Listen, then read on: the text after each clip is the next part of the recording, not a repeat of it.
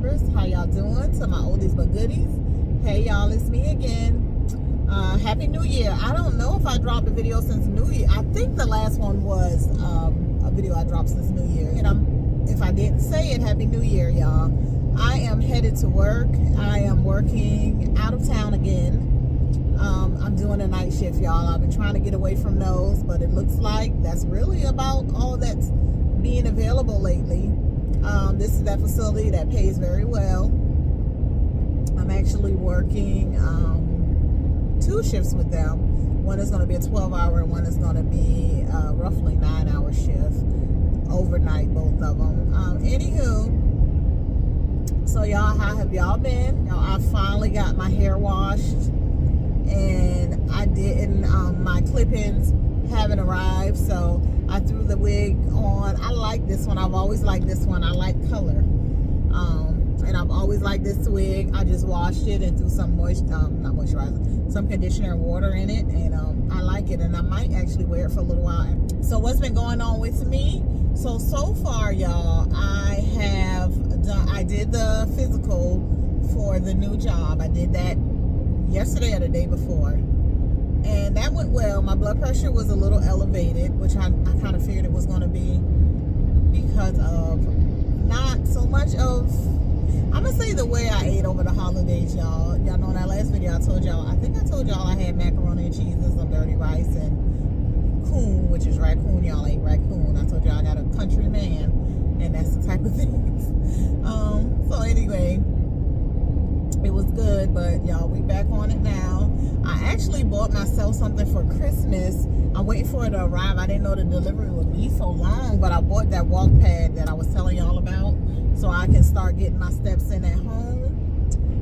So I'm waiting for that arrive, for that walk pad to arrive, so I can really get it started going, exercising. I still have been doing my at-home workouts. I just haven't been recording them, y'all, because as of right now, my house is packed. All my children are back home, and there's a lot going on in my house. Y'all used to see the clothes on the couch, but now it's just like my daughter got so much stuff in there. Some of it's in my room, some of it's in the garage, some of it's in the den. Everybody been going crazy over these Stanley cups, y'all. Them Stanley cups. I don't know anything about it, but let me show y'all. I've had this here. Y'all seen this in videos. I have had this stainless steel 32 ounce, whatever you call it, thermal, whatever you call it, for over a year. And let me tell you, I can put ice in this thing on a Tuesday and a Tuesday morning, and Tuesday night ice will still be in here. Like, I probably even well into Wednesday morning. This is I don't know what's the craze about the Stanley cup. I don't know what it is, but this works perfectly fine for me. So I see a lot of, even my daughter talking about she got a Stanley cup in her car.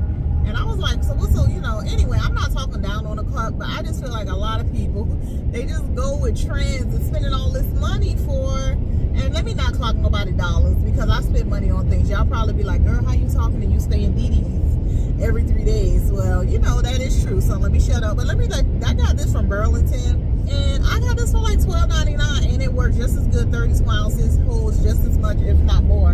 My daughter say the color gets her because it's gray, but now when I'm drinking out of it, I don't look at the color. I look at the fact that my hot stay hot and my cold stay cold, and that's all I worry about. So yeah, I just added that because I see a lot of people talking about these Stanley cups, and I'm guessing they got them $5.99 somewhere, if that's what people are advertising. But I feel like if they're advertised for $5.99, child, that's all they worth. That's all they've been worth, and I don't know how much y'all been paying for them. But once I see something on sale somewhere, if I see it being sold for $5.99, I'm not about to go spend more than $5.99 or maybe $7.99 somewhere else for it. So anyway, I'm not part of the Stanley Cup craze. I'm not part of a lot of craze that a lot of nurses do. Which brings me to this. I know I told y'all in a couple videos that my plan is to go back to school for my NP to get my nurse practitioner license, specializing in geriatrics. Y'all, I don't know if I'm gonna do that, y'all. The more I think about it, it sounded good when I said it. I was gung-ho about doing it, and now that I think about it, and I think about how stressed I be in school with schooling, I'm like, girl, you 46, life is good. You want to you you like geriatrics, you're about to start working this job where it's supposed to be a little less stressful, then I'm not even gonna say less stressful. Like I said, long-term care is not stressful to me. It can have its stressful moments, but it's nowhere near how stressed I was in the hospital. But it's still bedside, it's still dealing with families, it's still dealing direct with patient care. And I've worked that type of nursing for the last 23 years.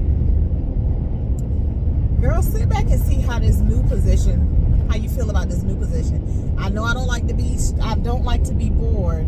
However,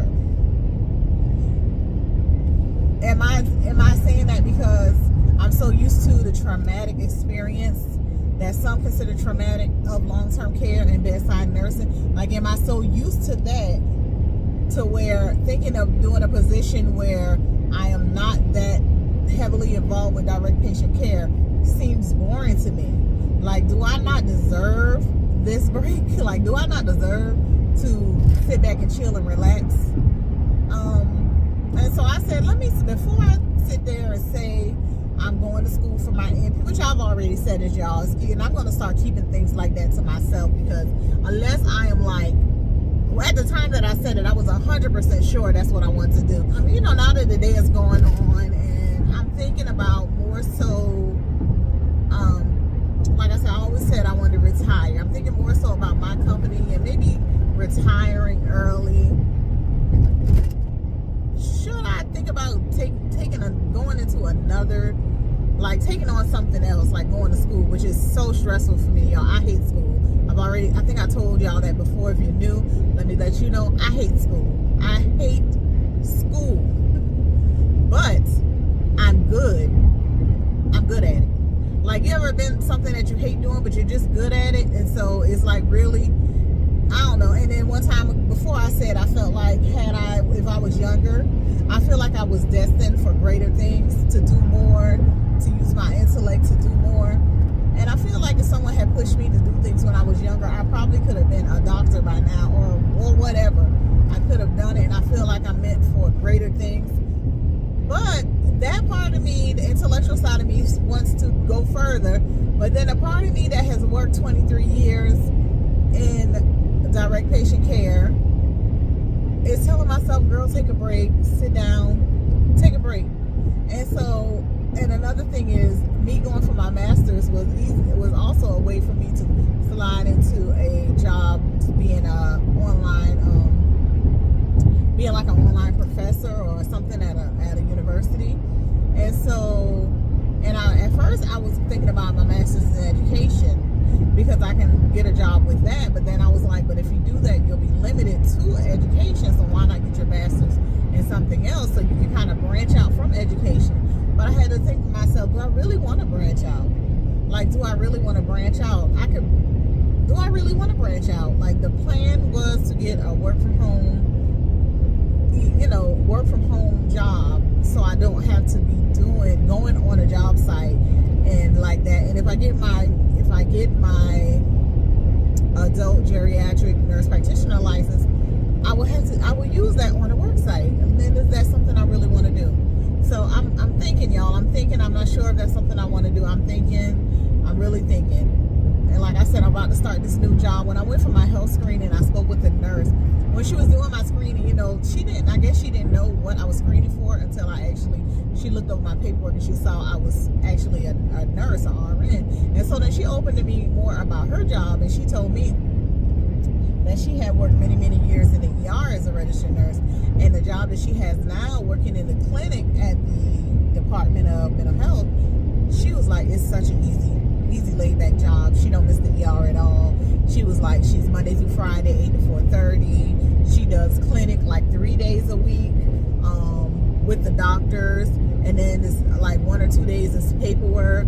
Like, she said there's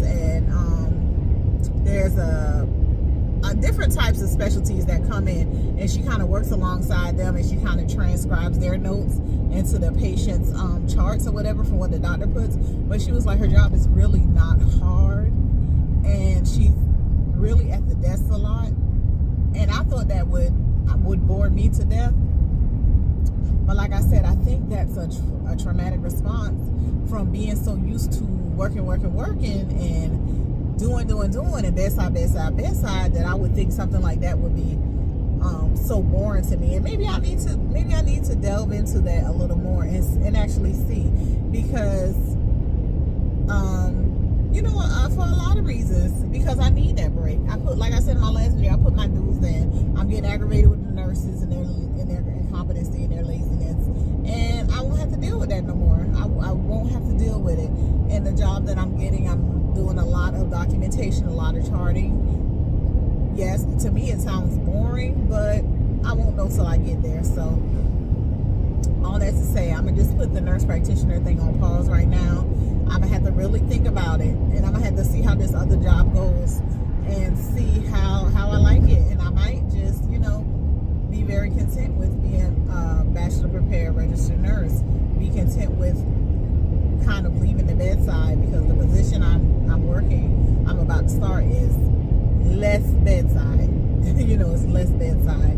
So I'm gonna see how that goes, y'all. I'm gonna see how that goes.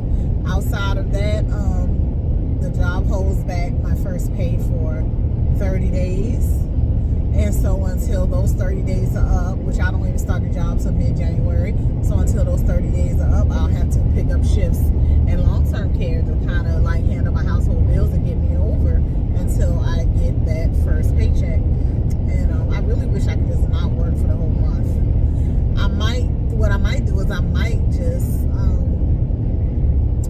go ahead and work for the next just week or so, and just pay up a bunch of bills and pay them up for the whole month of January, and then take the rest of January off, y'all. I'm really considering doing that. The only thing is it's so hard to get shifts. Like, I got canceled for a shift tonight locally. That's why I'm driving where I'm driving out to get this shift. But yeah, I'm really thinking about working for the next week,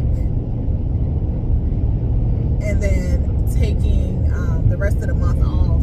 I'm not gonna say off, because I will start the other job, but by the time I start the other job, just not working, picking up any shifts anywhere else, and just focusing on that one job.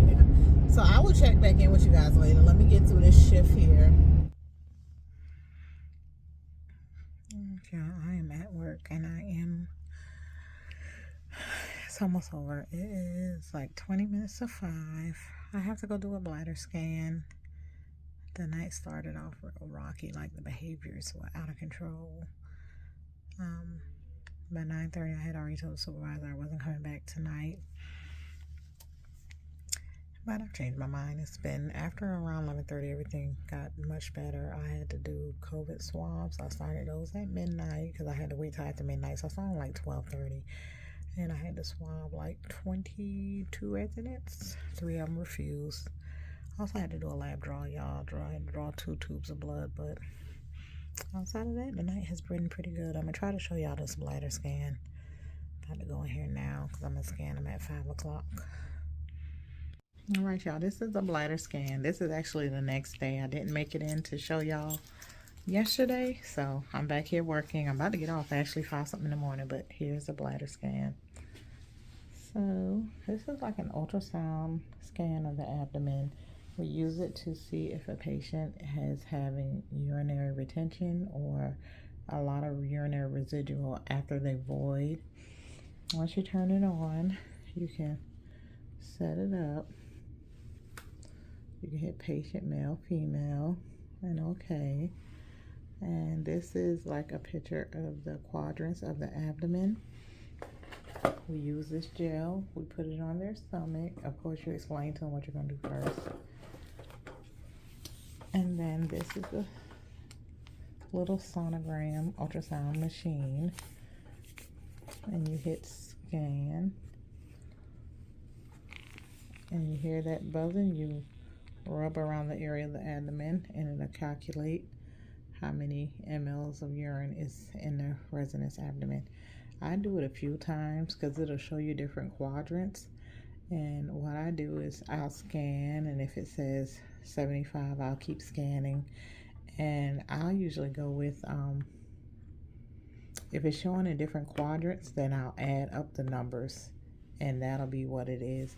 A lot of doctors, if your bladder has like 200 or greater, then they'll order for you to probably cath the person. A lot of orders I've seen were like 250 or greater, or 300 or greater, then for us to do an in and out cath. But yeah, this is used for patients to see if they're retaining urine by not voiding, or if they have a lot of residual left in their bladder after they void. All right, y'all, this second night shift is over. It's pouring out rain and it's dark out here. I don't know why, but see y'all on the next one. Bye.